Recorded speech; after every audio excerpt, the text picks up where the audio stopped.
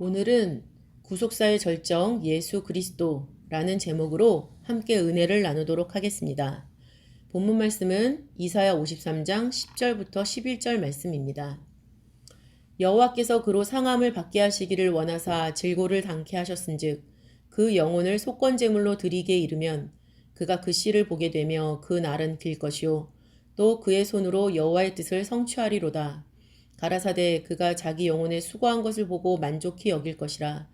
나의 의로운 종이 자기 지식으로 많은 사람을 의롭게 하며 또 그들의 죄악을 친히 담당하리라. 이는 하나님의 말씀이니라. 아멘. 구속이라는 것은 구원과 같은 개념인데요. 거기에 그 구원의 값까지 첨가가 되면 우리가 구속이라고 얘기를 합니다. 그렇기 때문에 구속이라는 단어는 죄의 속박에서 그 값을 주고 풀려나 자유롭게 되는 구원을 의미하고 있죠. 골로새서 1장 14절 말씀 보시면 그 아들 안에서 우리가 구속 곧 죄사함을 얻었도다 라고 말씀을 하고 있습니다. 여기서 그 아들이라는 것은 예수 그리스도를 의미하죠. 하나님의 독생자 예수 그리스도. 그렇기 때문에 이 구속과 관련된 모든 역사에는 예수 그리스도의 죽음과 부활이 자리하고 있습니다.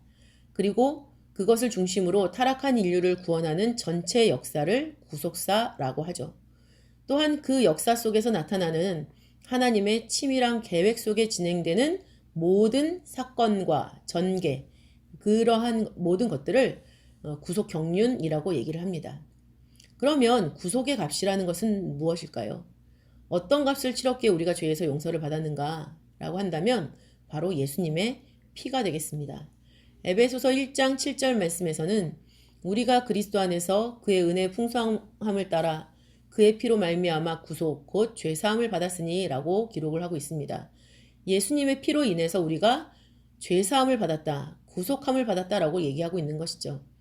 그리고 그 피는 베드로전서 1장 19절 말씀 보시면 흠없고 점없는 어린 양 같은 그리스도의 보배로운 피다라고 말씀하고 있습니다. 그렇기 때문에 예수님의 피를 보혈이라고도 얘기를 합니다. 요한계시록 5장 9절 말씀 보시면은 피로 사서 하나님께 드리시고 라고도 기록을 하고 있죠.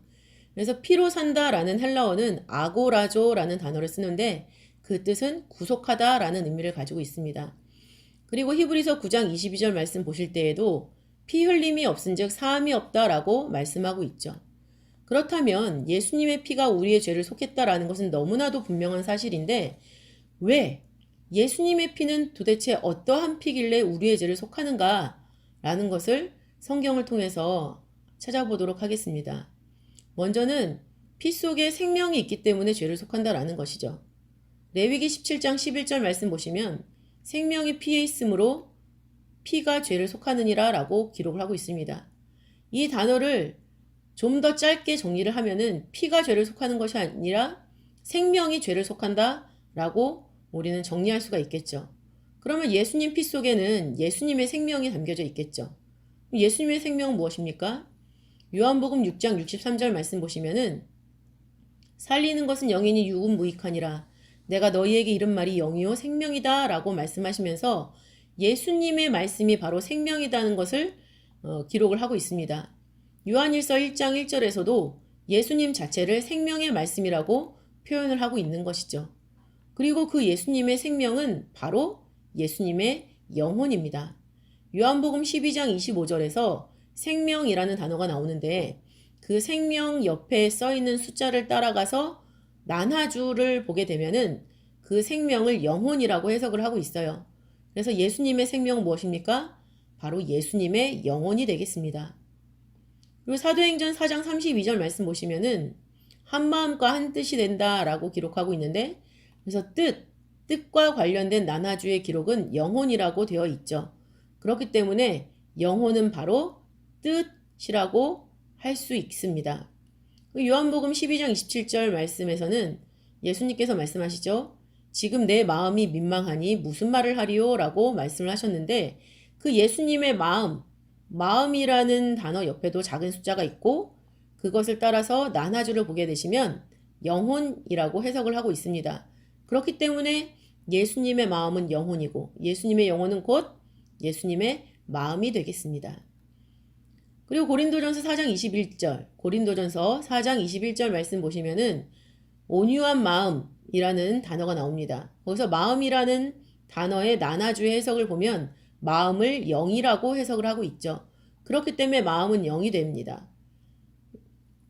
그리고 그 영이라는 것은 뭡니까? 다시 요한복음 6장 63절로 돌아가서 바로 예수님의 말씀이라는 것이죠. 그러니까 예수님의 생명은 말씀, 말씀 안에 생명이 있고 영이 있는데 그 생명에서 영으로 가기까지 그 과정을 보면은 생명은 영혼이고 영혼은 뜻이고 영혼은 마음이고 또 그 마음은 영이고 그 영이 곧 말씀이다 라는 그런 구조로 되어 있습니다. 그래서 이 내용을 종합을 해보면은 예수님의 피가 우리의 죄를 속한다는 것은 바로 예수님의 생명이 우리의 죄를 속한다라는 것을 의미하고 더 나아가서 예수님의 말씀이 우리의 죄를 속한다라는 것을 의미하고 있습니다. 히브리서 12장 24절 말씀을 봐도 예수님의 피는 말씀하시는 피다라고 기록을 하고 있죠. 그렇다면 예수님 피 속에 말씀이 있고 생명이 있고 영이 있고 또 마음이 있고 뜻이 있고 영혼이 있는데 이것을 어떻게 피 속에 담으셨는가 라는 것이죠. 이사야 53장 10절에 그 정답이 기록되어 있습니다. 10절 말씀 보시면은 여호와께서 그로 상함을 받게 하시기를 원하사 질고를 당케 하셨은즉 십자가에 달리셨다는 얘기죠. 그리고 그 영혼을 속건제물로 드렸다라고 말씀하셨어요. 영혼을 속건제물로 드렸다. 우리가 하나님 앞에 제사를 드릴 때 제물을 잡아 죽이죠. 그럼 뭐가 쏟아집니까? 피가 쏟아집니다. 근데 그것을 지금 하나님께서는 영혼을 바치신 것이라고 말씀하고 있는 것이죠. 그래서 피 속에 무엇이 담겨 있느냐? 바로 예수님의 영혼이 담겨 있다. 바로 예수님의 영혼을 하나님께서 제물로 삼으셨다라는 것을 지금 이사야 53장 10절에는 기록을 하고 있습니다.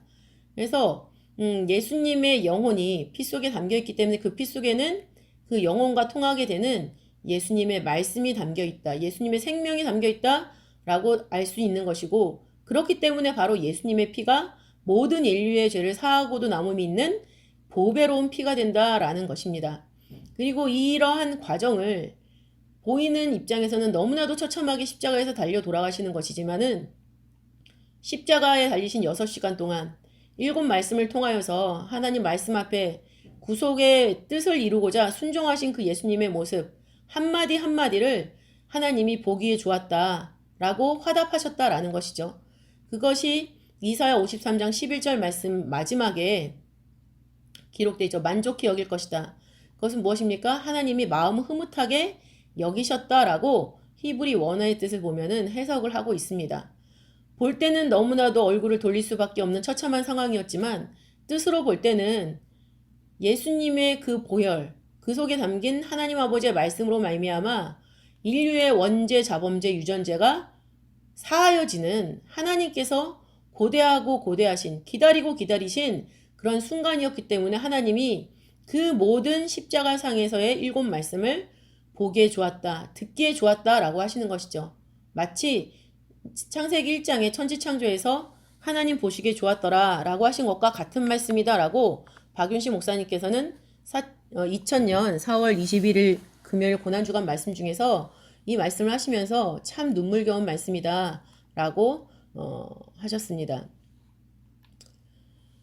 이러한 과정이 있기 때문에 바로 우리는 구속사의 절정이 예수 그리스도다라고 얘기할 수 있는 것이죠. 그러면 예수님에 대해서 구속의 중심이 되신 예수님에 대해서 보다 자세하게 살펴보도록 하겠습니다. 예수님은 첫 번째로 여자의 후손으로 오셨죠. 창세기 3장 15절에서는 뱀에 대해서 뱀의 모든 것을 다 처단하실 그런 사람으로 여자의 후손을 하나님이 예언을 해주셨어요. 이사야 7장 14절에서는 처녀가 잉태하여 아들을 낳을 것이요 라는 말씀으로 어떻게 여자의 후손으로 오실 것인가를 정확하게 예언하고 계시죠. 그리고 갈라디아서 4장 4절에서는 때가 참에 하나님이 그 아들을 보내사 여자에게서 나게 하셨다라고 말씀을 하고 있습니다. 그렇게 오신 예수님은 율법 아래 나셨죠. 왜 율법 아래 나셨느냐? 우리의 구속을 위해서 율법 아래 나셨습니다. 그것이 바로 두 번째, 때가 찬 경륜으로 오신 예수님이라는 것이에요. 때가 찬 경륜. 에베소서 1장 9절에서는 때가 찬 경륜을 위하여 예정하신 것이다 라고 나와 있는데, 때가 찬 경륜, 하나님께서 구속하실 그런 때가 가득 찼다라는 것이죠. 그리고 그 일, 예정하신 것, 사단의 머리를 박살내기 위해서 오신 그 예정하신 그 때에 오셨다라고 말씀을 하고 있는 거예요. 그래서 갈라디아서 4장 5절에서는 율법 아래 있는 자들을 속량하시고 우리로 아들의 명분을 얻게 하려 하심이라 라고 말씀하고 있습니다. 우리를 죄로부터 속량하시고 우리를 죄로부터 구출해내시고 구속해내시고 하나님 아버지의 아들의 명분을 얻게 하시기 위해서 바로 여자의 아들로 율법 아래 나게 하셨다라고 기록하고 있는 것입니다. 세 번째로 예수님께서는 생명의 빛으로 오셨어요. 우리를 죄에서 구속하시고 생명의 빛 가운데로 나오게 하셨다라는 것이죠. 그래서 요한복음 8장 12절에서는 예수께서 또 일러 가라사대 나는 세상의 빛이니 나를 따르는 자는 어두움에 다니지 아니하고 생명의 빛을 얻으리라 라고 말씀하고 있습니다. 그리고 요한복음 9장 5절에서는 내가 세상에 있는 동안에는 세상의 빛이로라 라고 더 확신을 주셨죠. 그리고 예수님께서는 생명의 말씀으로 오셨어요. 요한일서 1장 1절부터 2절 말씀 보시면은 태초부터 있는 생명의 말씀에 관하여는 우리가 들은 바요 눈으로 본 바요 주목하고 우리 손으로 만진 바라. 이 생명이 나타내신 바 된지라. 이 영원한 생명을 우리가 보았고 증거하여 너희에게 전하노니 이는 아버지와 함께 계시다가 우리에게 나타내신 바 된 자니라 라고 하면서 예수님이 바로 태초부터 있는 생명의 말씀이셨고 구속의 역사를 감당하시기 위해서 이 땅에 오셨다가 다시 본래의 자리, 생명의 말씀의 자리로 가셨다라는 것을 우리에게 말씀해 주고 있는 것입니다. 예수님이 우리에게 구속의 완성을 시작하셨죠. 그리고 최종적인 구속의 완성, 바로 하나님의 뜻이 하늘에서 이룬 것처럼 땅에서 이루어질 그 구속의 완성이 아직 우리에게는 남아 있습니다. 그렇기 때문에 남아있는 구속의 완성이라는 개념이 무엇인지 우리는 알 필요가 있습니다. 남아있는 구속의 완성은 바로 유일한 약속의 성취, 그 영원한 생명의 성취가 완전히 이루어지는 그때가 바로 남아있는 구속의 완성입니다. 히브리서 4장 9절에서는 안식할 때가 하나님의 백성에게 남아있다라고 기록을 하고 있습니다. 그리고 요한일서 2장 25절은 그가 우리에게 약속하신 약속이 이것이니 곧 영원한 생명이니라 라고 말씀하고 있죠. 이때가 되면은 두 번째로 숨기워진 스승과의 만남이 이루어집니다. 이사야 30장 20절을 보시면은 이사야 30장 20절을 보시면은 지금의 때는 스승이 보이지 않기 때문에 우리가 환란의 떡과 고생의 물을 먹는 때예요. 그래서 환란이라는 것은 단단한 조약돌의 의미를 갖는 짜르라는 단어죠. 고생이라는 것은 압박, 고뇌, 핍박을 의미하는 라하츠를 의미합니다. 우리가 떡을 먹고 물을 먹고 있기는 하지만 그것은 너무나도 씹기 어렵고 먹기 어렵고 삼키기 어려운 그런 양식들을 먹고 있다라는 거예요. 공동번역에서는 겨우 연명할 빵과 가까스로 목을 축일 물이라는 것이죠. 그럼에도 불구하고 우리의 스승은 우리 뒤에서 우리에게 음성을 들려주신다라는 거죠. 이사야 30장 21절 보시면은 이것이 정론이 너희는 이리로 행하라 라고 말씀해 주신다. 이렇게 기록을 하고 있습니다. 바로 말씀의 정로로 걷게 하기 위해서 지금 스승은 우리 눈에 숨기었지만 우리 뒤에서 계속 우리에게 역사하고 계신다라는 것이에요. 그런데 그 스승을 만날 때가 있습니다. 바로 마지막 때 구속의 완성이 완전히 완성이 되면은 고린도전서 13장 12절에서 얼굴과 얼굴을 대하여 본다라는 것입니다. 우리가 하나님의 얼굴을 직접 보게 되는 때가 있다라는 것이죠. 그것이 바로 우리가 도착해야 될 남아있는 안식이라는 세계예요. 영원한 생명이 있는 세계, 그리고 또 하나님 아버지의 얼굴을 마주대할 수 있는 세계, 그리고 그 길로 지금 우리가 가고 있는 거예요. 그렇다면 현재 우리가 가고 있는 길은 어떤 길이어야 하는가? 바로 우리가 다른 복음, 다른 영을 받지 않기 위해서 현재 우리가 가고 있는 길을 어떻게 가야 되는지, 어떤 길을 가야 되는지를 정확하게 정리해 볼 필요가 있겠습니다. 첫 번째는 예수님께서 열어주신 길이죠. 예수님께서 열어주신 길이다. 히브리서 10장 20절에서는 휘장 가운데로 열어놓으신 새롭고 산 길이라고 말씀하고 있습니다. 예수님께서 십자가에서 돌아가시면서 법궤가 있는 지성소의 휘장이 위에서부터 아래까지 찢어졌어요. 법궤라는 것은 하나님의 임재의 현장이죠. 예수님을 통하게 되면은 하나님 말씀 앞으로 곧장 직진할 수 있다라는 것입니다. 그래서 요한복음 14장 6절에서는 예수님께서 내가 곧 길이요 진리요 생명이니 나로 말미암지 않고는 아버지께로 올 자가 없느니라 라고 말씀하고 계시죠. 바로 예수님을 정확하게 믿는 믿음으로 예수님이 열어주신 길을 가고 그 안에서 생명의 말씀을 우리가 흡수하고 열매를 맺어가면서 살 때 우리의 그 길의 끝에서는 예수님이 열어주신 길의 끝에는 누가 있다라는 것입니까? 아버지가 있고 우리는 아버지의 얼굴을 볼 수 있다라는 것을 말씀하고 있습니다. 그렇기 때문에 예수님께서 열어주신 길이라는 것은 아버지의 얼굴을 볼 수 있는 그러한 길이 된다라고 우리가 믿으면 되겠습니다. 두 번째는 완전한 대로 나아가는 길이죠. 히브리서 6장 1절부터 2절 말씀 보시면 그러므로 우리가 그리스도 도의 초보를 버리고 죽은 행실을 회개함과 하나님께 대한 신앙과 세례들과 안수와 죽은 자의 부활과 영원한 심판에 관한 교훈의 터를 다시 닦지 말고 완전한 데 나아갈지니라 라고 말씀하고 있습니다. 회개하는 것, 믿음, 세례, 안수, 부활, 심판 이 모든 것들이 우리들한테 얼마나 어려운 내용들입니까? 그러나 이것은 도의 초보라고 말씀하고 있어요. 그럼 이거보다 더 어려운 말씀이 있는가? 아닙니다. 이 말씀들을 항상 배우기만 할 것이 아니라 이 말씀에 열매를 맺으라 라고 말씀하고 있는 것이죠. 여기서 그 터를 다시 닦지 말고 완전한 데 나아가라 라고 했을 때 나아가다 라는 단어는 히브리어 회로라는 단어를 씁니다. 회로의 뜻은 감당하다, 생산하다, 산출하다 라는 의미를 가지고 있죠. 우리가 그리스도의 도를 배웠어요.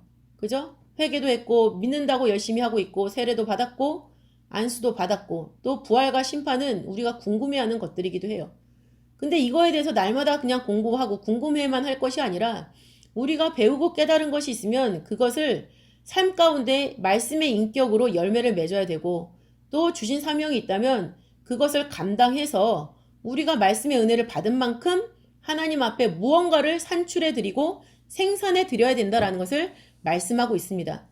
우리가 깨달은 게 10가지라면 10개의 열매를 맺어야만 바로 완전한 대로 나아가는 그런 사람이라는 거죠. 그리고 지금 우리는 그러한 길을 걸어가고 있는 것입니다. 이러한 길을 걸어가는데 누구의 도움을 반드시 받습니까? 성령의 도움을 받죠. 그렇기 때문에 현재 우리가 가고 있는 길은 성령의 인도를 따라 가는 길이에요. 사도행전 2장 33절 말씀 보시면 하나님이 오른손으로 예수를 높이심에 그가 약속하신 성령을 아버지께 받아서 너희 보고 듣는 이것을 부어주셨느니라 라고 기록을 하고 있습니다. 생명의 말씀이 이 땅에 오셔서 우리의 구속을 위하여서 일하셨어요. 그리고 생명의 말씀 본래 자리로 가셨다라는 것이죠. 예수님이 생명의 말씀이 이 땅에서 일하시다가 본래의 자리로 가신 이후에는 성령을 부어주게 되어 있어요. 그러니까 지금 우리는 뭡니까? 성령의 시대에 살고 있다라는 것이죠. 그리고 그 성령의 역사로 말미암아 우리가 모든 것을 모든 것을 기억해내서 생각나게 해서 그 생각난 대로 기억된 대로 가르쳐 주신 대로 열매 맺으면서 살아야 되는 그런 성령의 인도를 따라가는 길을 걸어가고 있다라는 것입니다. 요한복음 14장 26절에서도 보혜사 곧 아버지께서 내 이름으로 보내실 성령 그가 너희에게 모든 것을 가르치시고 내가 너희에게 말한 모든 것을 생각나게 하시리라 라고 말씀하고 있죠. 요한일서 2장 27절에서도 너희는 주께 받은 바 기름 부음이 너희 안에 거하나니 아무도 너희를 가르칠 필요가 없고 오직 그의 기름 부음이 모든 것을 너희에게 가르치며 또 참되고 거짓이 없으니 너희를 가르치신 그대로 주 안에 거하라 라고 말씀하고 있습니다. 그러니까 성령의 인도를 받아서 그 성령의 가르침을 따라서 살아나가야 된다라는 것이죠. 근데 여기서 우리 눈에 띄는 그런 문장이 있죠. 아무도 너희를 가르칠 필요가 없고 이건 뭐예요? 성경 말씀이 아닌 사람의 말에 귀를 기울일 필요가 없다라는 것입니다. 교회를 나오면은 교회 안에서 하나님의 말씀만 배우고 하나님의 말씀만 귀에 담아갈 뿐이지 교회에 와서 사람의 교훈을 마음속에 담아갈 필요가 없다라는 것이죠. 이렇게 성령의 가르치신 음성, 성경으로 가득 찬 하나님 아버지의 말씀, 그 말씀을 들으면서 그 가르친 대로 주 안에 거하라 라고 기록을 하셨는데 그 거하다 라는 단어 역시 죽지 않다라는 의미를 갖고 있는 단어 메노를 사용하고 있어요. 메노. 기다리다, 지속하다, 죽지 않다라는 의미를 가지고 있죠. 성령의 인도를 따라 성령의 가르치신 대로 그렇게 실천만 하기만 하면 우리는 죽지 않는 그 세계에 도착할 수 있다라는 것을 말씀하고 있습니다. 그리고 하나님께서 우리에게 이 길 위해서 사명을 부탁하셨죠. 첫 번째는 말씀을 전파해달라고 부탁하셨습니다. 고린도후서 5장 19절 말씀 보시면은 화목하게 하는 말씀을 우리에게 부탁하셨다라고 기록을 하고 있죠. 두 번째는 기도해달라고 부탁을 하셨습니다. 중보기도. 고린도후서 5장 20절 말씀 보시면은 그리스도를 대신하여 간구한다라는 말씀이 나오죠. 우리는 말씀을 품은 자로서, 먼저 맡은 자로서 하나님 앞에 그 말씀에 기준하여서 예수님이 우리를 위해서 중보기도 하셨던 것처럼 우리도 다른 사람들을 위해서 또 하나님 말씀의 뜻을 위해서 열심히 기도해야 되는 그런 사명이 있다라는 것입니다. 세 번째는 빛의 사명이 있죠. 아까 요한복음 9장 5절에서는 예수님이 세상의 빛이라고 하셨어요. 세상에 있는 동안에는. 그럼 예수님이 가시고 세상에 없게 되시면은 누가 세상의 빛이 되겠습니까? 마태복음 5장 14절에서는 너희는 세상의 빛이라 라고 기록을 하고 있어요. 그리고 빛이면은 빛을 발해야 되는 사명이 있겠죠? 이사야 60장 1절부터 3절 말씀 보시면은 일어나라 빛을 발하라. 이는 내 빛이 이르렀고 여호와의 영광이 내 위에 임하였음이니라 라고 말씀하시면서 그 빛을 보고 열방이 우리가 비치는 광명으로 나아온다 라고 말씀하고 있는 것입니다. 예수님이 구속사의 절정으로 생명의 말씀이신데 육신을 입고 이 땅에 오셔서 생명 바쳐서 충성을 다하셨어요. 그리고 지금 우리는 그러한 예수님이 열어놓으신 길을 가고 있다라는 것입니다. 그 길 위를 가는 사람은 역시 예수님처럼 생명 바쳐 충성을 다해야 됩니다. 그럴 때에 우리가 감당해야 될 그런 모든 사명이 완성이 되고 그럴 때 하늘에서 뜻이 이룬 것처럼 이 땅에 하나님의 나라가 펼쳐져 구속사의 완성이 온전히 이루어진다라는 것을 믿으시기 바랍니다. 함께 기도하시겠습니다. 참 좋으신 아버지 하나님 감사드립니다. 아버지 하나님 우리를 위해서 예수님이 십자가에 달려 돌아가셨다라는 것은 저희들 너무나도 잘 알고 있지만 왜 그 피가 우리를 속하는지 또 그 이후에 벌어지는 일들은 무엇인지 저희들 깊이 생각하지 못하고 아버지 성경을 겉으로만 아버지 이해했던 어리석음을 용서하여 주시옵소서.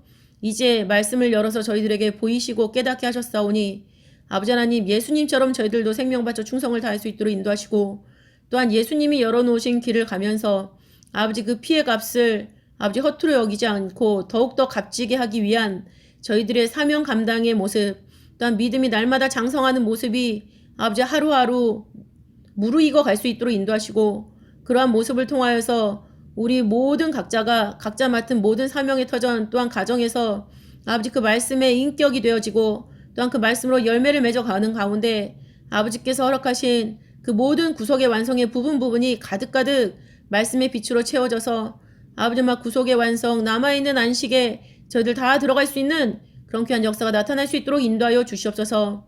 아버지께서 날마다 실마다 저희들의 마음을 열고 귀를 열고 눈을 열고 인치시듯 말씀하셔서 아버지 보는 것마다 귀하신 아버지의 말씀에 뜻이 읽혀지게 하시고 아버지 깨달은 모든 것이 저희들 손발이 움직여 열매 맺게 하시고 또한 그것으로 저희들 말씀의 인격이 형성되어서 머리부터 발끝까지 아버지 것이 아닌 것이 한 군데도 있지 않도록 아버지께서 성령의 불담으로 지켜주시고 채워주시옵소서. 믿고 맡기오며 사랑 많으신 예수님 이름으로 감사하기 돌려옵나이다. 아멘.